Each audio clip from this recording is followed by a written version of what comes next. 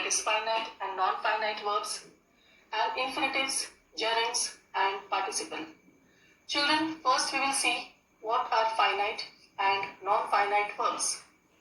Before we start, let me tell you what is a verb. A verb is a word that shows action in a sentence. Verbs are of the following two kinds. Number one, finite, and second type is non-finite. First, I will tell you what are finite verbs. Finite verbs are those verbs which shows tense, person, and number in the sentence and change accordingly. They are only used in the present and past tense. Finite verb limits its subject as per parameter. There are three different parameters on which this limitation is fixed. The first is the tense, that is, in the subject, that is, in the sentence, the subject is whether the subject is performing action in the past tense, present, or future tense. It tells that, say for example, I play cricket every day. Second example is, I played cricket every day. Children, here both the highlighted words in both example, that is play and played, are finite verbs. In the first sentence, play is in present tense. So the sentence is in present tense. In the second example, played, it is past tense. So the sentence is in past tense. Now the second aspect is person. The subject in the sentence is the first person, second person, or the third person. Say for example, I run a mile daily. Second example, he runs a mile daily. Children, in the first sentence, I is the first person. So we have used the verb I run a mile daily. But when the subject changes to third person, the finite verb also gets changed. Now, he is the third person. He runs a mile daily. So now here, the finite verb run has been changed to runs. Now, next is third one, number. That is, the subject in the sentence is singular or plural. For example, in the first sentence, an apple is of red color.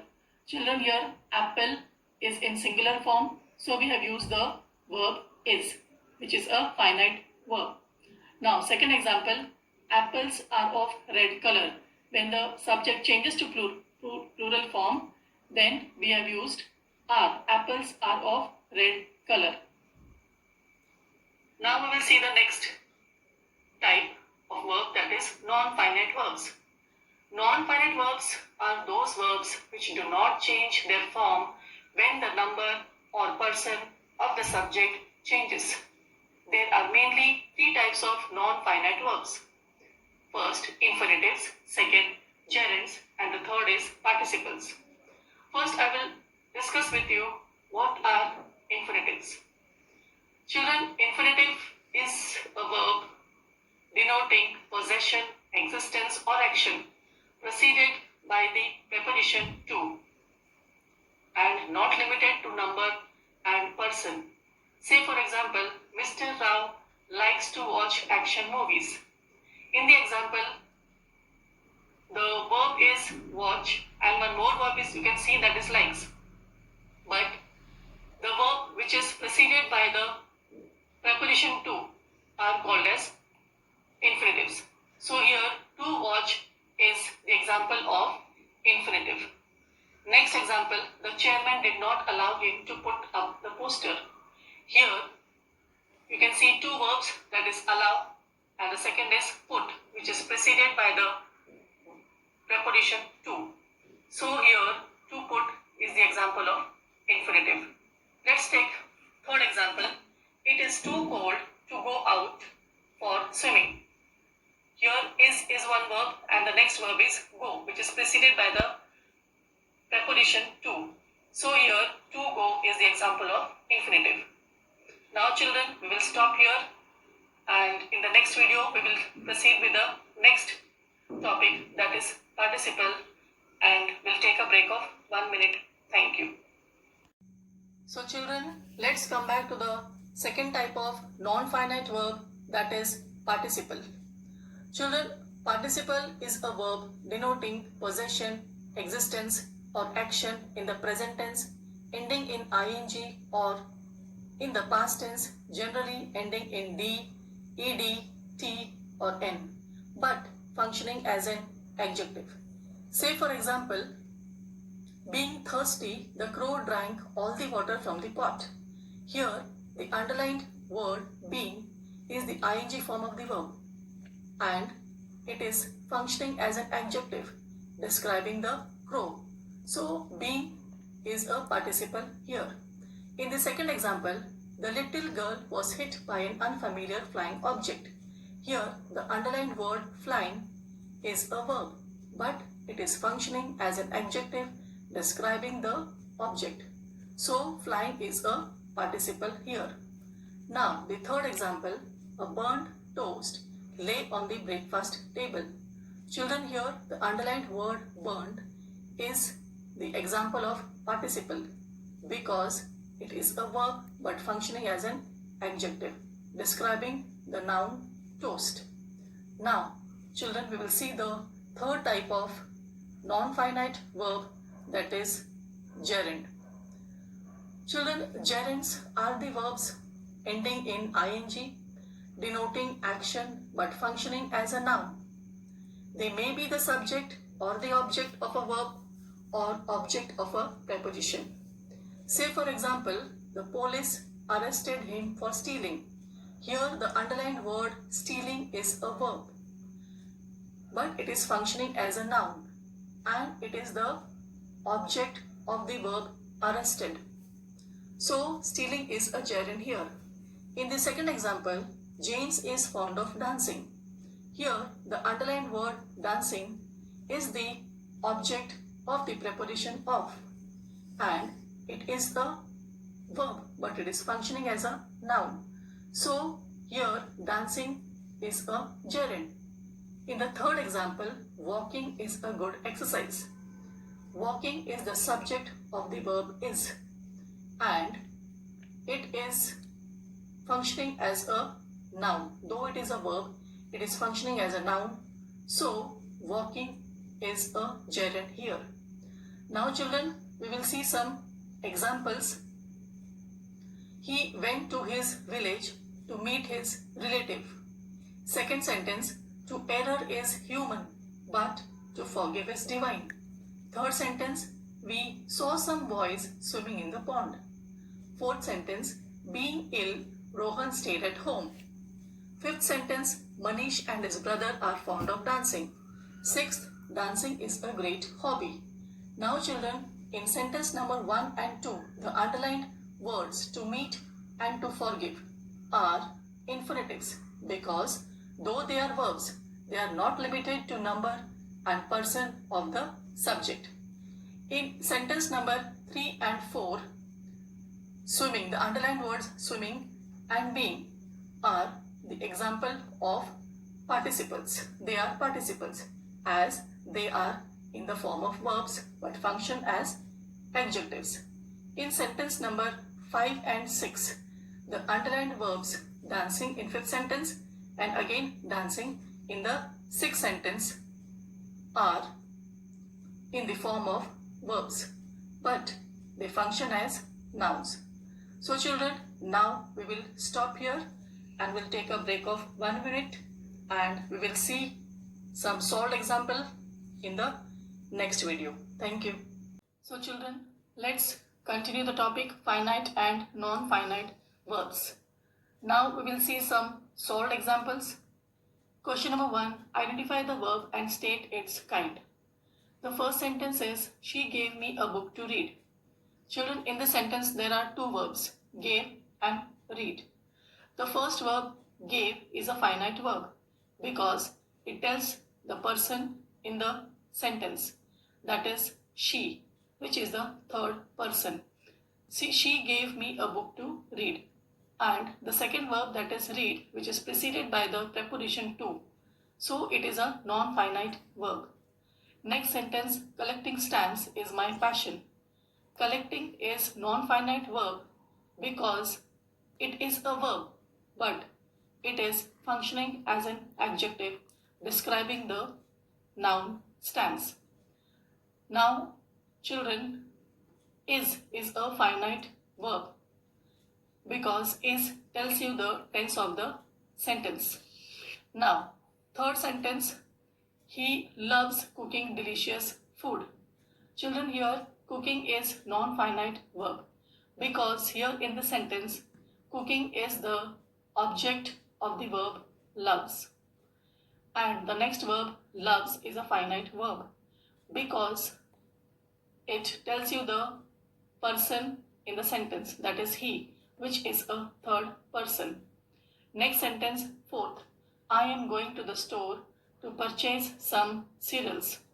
Children, here going is a finite verb which tells the tense of the sentence, and purchase is the next verb in the sentence which is preceded by the preposition to. So to purchase is a non-finite verb. Next, fifth, Rohit wants to buy some clothes. Children, here wants is a finite verb because it tells the about the person, that is Rohit. Now, next verb is to buy. Children, to buy is the non-finite verb because buy is the verb buy is preceded by the preposition to. So to buy is a non-finite verb. Next, sentence number 6. Waiting for him is really punishment. Children, here waiting is non-finite verb because it is a verb but it is functioning as a noun because it is telling something about the person. The next verb is, which is a finite verb which tells you the tense of the sentence. Now we'll see the next question. Pick out the participle, gerunds and infinitives in the following sentence. The first sentence is, talking while watching television is not a healthy habit. Children, here talking is a gerund and watching is a participle because talking is a verb but it functions as a noun. So it is a gerund, and watching is a verb but it is functioning as an adjective. So it is a participle. Next, the statue of the laughing Buddha lay on the table. Children, here laughing is a participle because though it is a verb but it is functioning as an adjective describing the statue of Buddha. Next, third sentence, daydreaming was a favorite pastime. Children, here daydreaming is a gerund because dreaming is a verb but it is functioning as a noun and it is the subject of the verb was. Next, fourth sentence, she had broken his heart many times before. Children, here broken is a participle because though it is a verb but it is functioning as an adjective describing the heart. Next, fifth, she attended her office to complete the work. Children, here to complete is an infinitive because the verb complete is preceded by the preposition to. Next, sixth sentence, Hitesh's mother was very old to go out of the house. Children, here to go is an infinitive because the verb go is preceded by the preposition to. Next, seventh, she went to the garden to meet her friend there. Children, here to meet is infinitive because the verb meet is preceded by the preposition to. So to meet is infinitive. Now children, we will stop here and discuss the third question in the next video. Thank you. Let's continue the topic of grammar, finite and non-finite verbs. Now children, we will discuss question number 3. Combine together the following pairs of sentences by using infinitives. The first question is, she went to the garden, she would meet her friend there. Children, now you are aware of infinitives. Infinitive means to plus verb. So now in the sentence, she went to the garden is one part, and the other part is she would meet her friend there. So we will make it into single sentence. She went to the garden to meet her friend there. In the second part, the verb is meet. So we can make it an infinitive to by adding to with the verb. So it will be she went to the garden to meet her friend there. Second question is he had some money. He would buy food with it. The answer will be he had some money to buy food with it. Next, third, this road is too lonely. You cannot walk alone. The answer will be this road is too lonely for you to walk alone. So children, we have used here infinitive by adding to the verb walk. So the answer is this road is too lonely for you to walk alone. Next, question number 4. He was very poor. He could not afford any food. The answer will be he was too poor to afford any food. Next, question number 5. She attended her office. She would complete the work. She attended her office to complete the work. So now children, we have completed the topic of grammar, that is finite and non-finite verbs, infinitives, participle and gerund. Now after this you will get a PDF and you will take down the notes of this grammar and some solved examples in your grammar notebook. Thank you. Good morning children. Today we will start a new topic of grammar, that is phrases and clauses. Children, both phrases and clauses are parts of sentence. Phrases are the group of related words which has no subject and no verb, whereas clauses are the group of related words which has a subject and has a verb. Now we will see the examples of phrases. First example is will be running, second is needing help, and third is for a week. Children, you can see now in these three examples there is no verb and there is no subject, but they are the group of related words. So we can consider them that they are the phrases. Now we'll see the examples of clauses. First example is because he laughed at her. Here in this sentence there is a subject he and a verb laughed, and which makes a complete sense. So we can say that it is a clause. In the second example, when I get home, here I is the subject and get is the verb, and it makes a complete sense. When I get home. So we can say that this is the example of clause.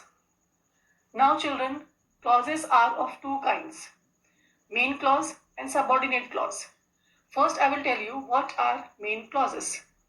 Main clauses have a subject and an object and they make complete sense on their own. For example, they had their breakfast as they watched the movie. In this sentence, they had their breakfast is a main clause because it has a subject and has an object and make complete sense on their own. Now, what are subordinate clauses? Subordinate clauses contain a subject and a verb, but they need to be attached to a main clause because they do not make sense on their own. Say for example, as they watched the movie is a subordinate clause because it has a subject and a verb, but they do not make a sense. They do not make a complete sense. So they need to be attached to a main clause. They had their breakfast as they watched the movie. In this sentence, they had their breakfast is a main clause and as they watched the movie is a subordinate clause. So now children, we will stop here and we will proceed further in the next video. We'll take a break of 1 minute. Thank you. Let's continue the topic phrases and clauses. Children, now we have seen what is a main clause and what is a subordinate clause. Now children, I will tell you what are coordinators. When two or more main clauses are joined together by a connectors such as for, and, nor, but, or, yet, and so, the connectors are called as coordinators. Children, the highlighted words in green color for, and, nor, but, or, yet, and so, they are called as coordinators. Say for example, he went to the market. There was no food at home. Now children, when we will join these two sentences and make a single sentence, we will write in this way. He went to the market for there was no food at home. Children, we have made this sentence into a single sentence by using a coordinator for. He went to the market for there was no food at home. Now, for is a coordinator. Now children, when a main clause is joined to one or more subordinate clauses using connectors such as while, when, if, so that, because, since, etc. The connectors are called as subordinators. Children, the highlighted green colored words are called as subordinators. While, when, if, so that, because, since, etc. For example, she came home when it was noon. Children, here when is a subordinator which is joining the main clause to another subordinate clause. Next, coordinate clause. The clause which is connected to one or more than one clause of equal importance and make complete sense by itself is called the independent or coordinate clause. The coordinate clause in a sentence have an equal level of importance. The conjunction joining the independent clauses is known as the coordinating conjunction. The coordinating conjunctions generally used are and, but, or, either or, neither nor, so, for, yet, etc. For example, I have learned how to swim and I have made many friends. Children, in this sentence, there are two clauses. The first clause, I have learned how to swim. In this clause, it has a subject I and have learned how to swim is a predicate. In the second clause, I is a subject and have made many friends is a predicate.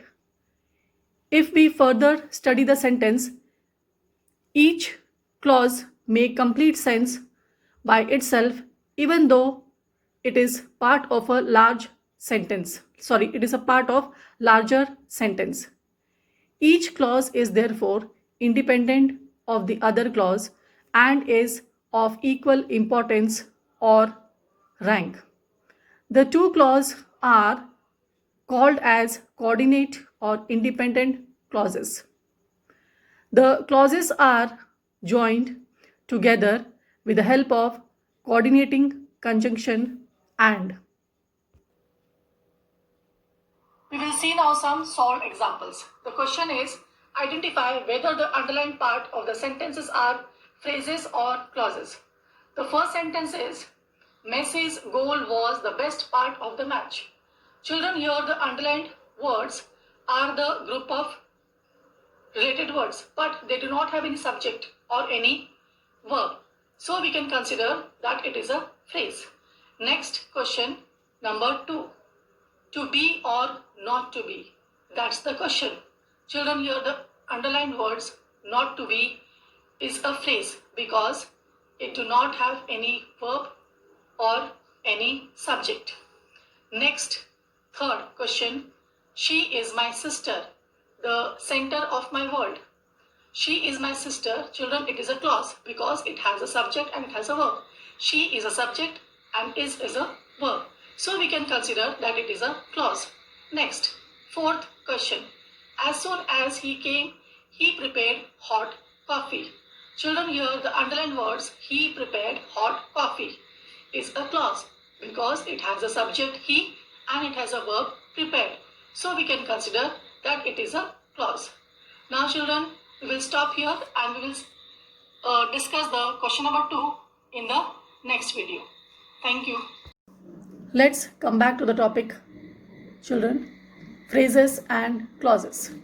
Now we will discuss question number 2. Identify the main clause and the subordinate clause and pick out the subordinator. The first sentence is they left for home when it was midnight. In this sentence, they left for home is a main clause. When it was midnight is a subordinate clause. And when is a subordinator, which is joining both the clauses, that is main clause and subordinate clause. In sentence number 2, we apologized to Aunt Megha as we were guilty of the prank. In this sentence, we apologized to Aunt Megha is a main clause and as we were guilty of the prank is a subordinate clause. And as is a subordinator which is joining both the clauses, that is main clause and the subordinate clause. Now next, sentence number 3. Beyond the valley there were fruit orchards. In this sentence, there were fruit orchards is a main clause, beyond the valley is a subordinate clause, and beyond is a subordinator which is joining both the clauses, that is main clause and subordinate clause. Now sentence number 4. If I had known that there was a water shortage in the neighborhood, I would have stored it. In this sentence, I would have stored it is a main clause. If I had known that there was a water shortage in the neighborhood is a subordinate clause. And if is a subordinator which is joining both the clauses. Now sentence number 5. Although he was ill, he decided to work without taking a break. In this sentence, he decided to work without taking a break is a main clause, and although he was ill is a subordinate clause, and although is a subordinator which is joining both the clauses, that is main clause and the subordinate clause. Now children, we will discuss question number 3. Identify the coordinate clause and pick out the coordinator. The first sentence is I ate 2 pastries but still felt hungry.